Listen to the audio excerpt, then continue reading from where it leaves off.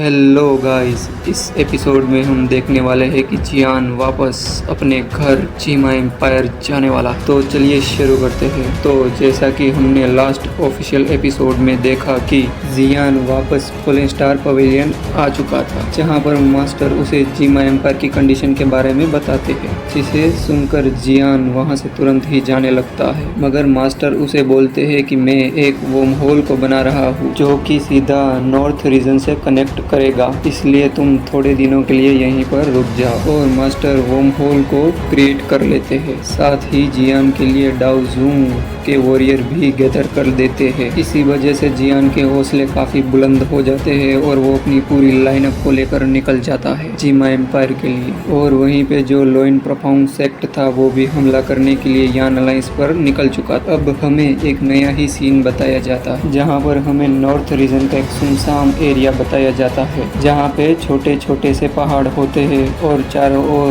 एकदम शांति होती है। तभी अचानक से आसमान में एक पोर्टल ओपन होता है, जहाँ से एक बैटल बोट बाहर निकलती है और उसी के अंदर से 30 ह्यूमन फिगर निकलकर बाहर आते हैं, जो कि जाकर एक पहाड़ की चोटी पर लैंड करते हैं, जो कि दिखने में एकदम साधारण लग रही थी। मगर कोई ढंग से देख रहा हो तो इनके पावरफुल ऑरे को सेंस करके उसकी पैरों तले जमीन खिसक जाएंगी और वो 30 फिगर आसपास की जगह को चेक कर रहे होते हैं। उतने में ही एक रेड ड्रेस पहने हुए बंदा बोलता है। वो सामने की तरफ देख रहा है, जहाँ पर एक पतला दुबला लड़का खड़ा है, जो कि आसपास की जगह को देखकर बोलता है, क्या यही है नॉर्थ रीजन? फिर हमें बता दिया जाता है और हमें पता चलता है कि ये टोली किसी और की नहीं परंतु काइलिन के जियान की थी। यह सुन के उसके पीछे जो खड़ा बंदा था वो हाँ में सर हिला देता है। और जियान इस जगह को इसलिए नहीं पहचान रहा था क्योंकि भले ही वो चीमा एम्पायर के अंदर रहा हो, मगर वो नॉर्थ रीजन के बारे में ज्यादा कुछ नहीं जानता। कुछ छोटी मोटी सेक्शनों को जानता है, उसके अलावा उसे कुछ भी नहीं पता। लेकिन तभी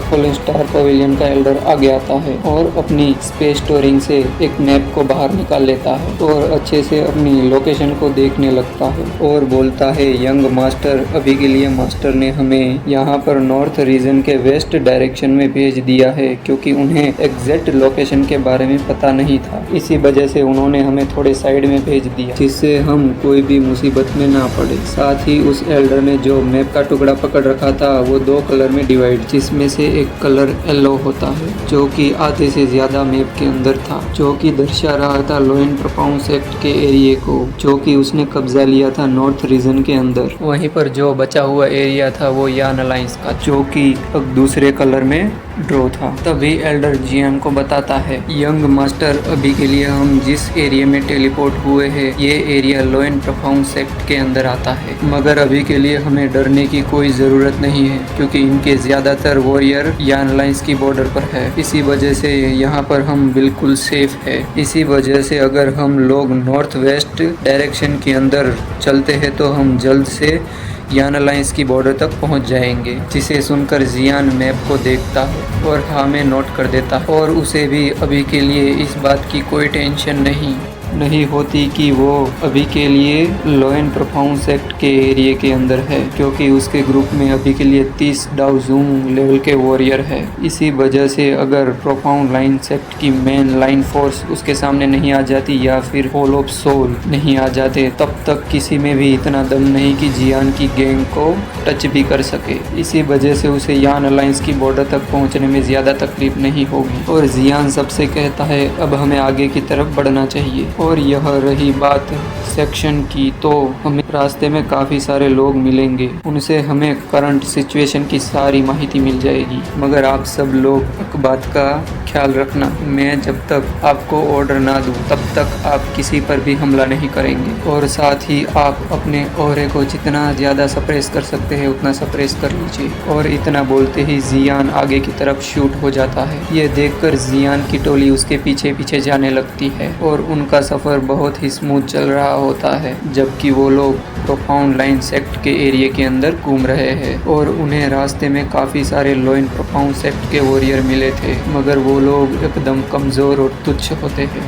इस वजह से वो हिम्मत ही नहीं करते। लेकिन जियान तो थोड़ा सा बदमाश है ना, इसी वजह से वो अपनी गैंग से बोलता है जाओ और कुछ वॉरियरों से इंफॉर्मेशन ले आओ, आखिर यहाँ पर क्या चल रहा है। ये सुन के कुछ एल्डर जियान के ऑर्डर को फॉलो करते हैं और जाकर एक ग्रुप को तोड़ डालते हैं और सारी इंफॉर्मेशन ले आते हैं। यहाँ पे जो कुछ भी चल रहा है यान अलायंस और लॉ एंड प्रोफाउंड एक्ट के अंदर, और एल्डर जाके जियान को करंट सिचुएशन के बारे में बताता है, क्योंकि लॉ एंड प्रोफाउंड एक्ट के उनके तिहाई जमीन को अभी के लिए कैप्चर कर लिया है और वो लोग यान अलायंस की तरफ बहुत ही तेजी से आगे बढ़ रहे हैं। और ये सब हो रहा है होल ऑफ सोल की वजह से, क्योंकि वो लोग काफी ज्यादा एफर्ट डाल रहे हैं इस वॉर के अंदर। लेकिन एल्डर एक और बात जियान को बताता है और बोलता है कि अभी के लिए यान अलायंस के मोस्टली मेंबर और एल्डर है वो एक ही जगह पर है, और उस जगह का नाम है मिस्टीरियस येलो स्प्रिंग फोर्ट, जो कि यान अलायंस के लिए बहुत ही ज्यादा महफूज जगह है, क्योंकि यहाँ का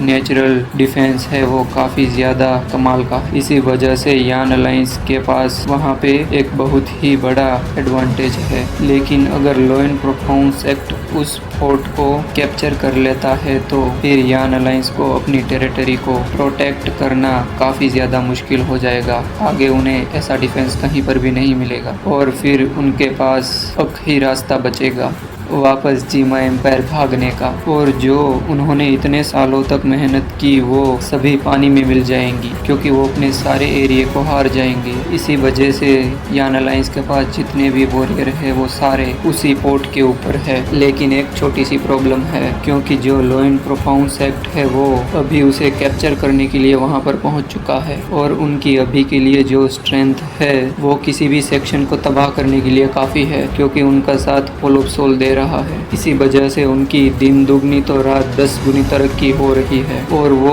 और भी ज्यादा खतरनाक होते जा रहे हैं। और ये सब सुनने के बाद जियान की टेंशन और भी ज्यादा बढ़ जाती है, क्योंकि वो इन सब बातों से समझ चुका है जो लॉ एंड प्रोफाउंड एक्ट है वो पोर्ट को कैप्चर करने के लिए किसी भी हद तक जा सकता है, और इसी वजह से जियान के पास और कोई भी ऑप्शन नहीं होता और वो अपनी स्पीड को और भी ज्यादा फास्ट कर देता है, क्योंकि उसे जल्द से जल्द वहां पर पहुंचना होगा। अगर वो लेट हो जाता है तो काफी हद तक चांसेस है कि यान अलायंस अपने घुटनों पर आ जाए, और उन्होंने जो इतने सालों तक लड़ाई लड़ी है इस जगह को कैप्चर करने के लिए वो सभी की सभी वेस्ट हो जाए और ही काफी सारे लोग भी मारे जाएंगे। अब होने वाली है एक धमाकेदार फाइट। मैं मिलता हूँ आपको नेक्स्ट वीडियो में, तब तक के लिए बाय।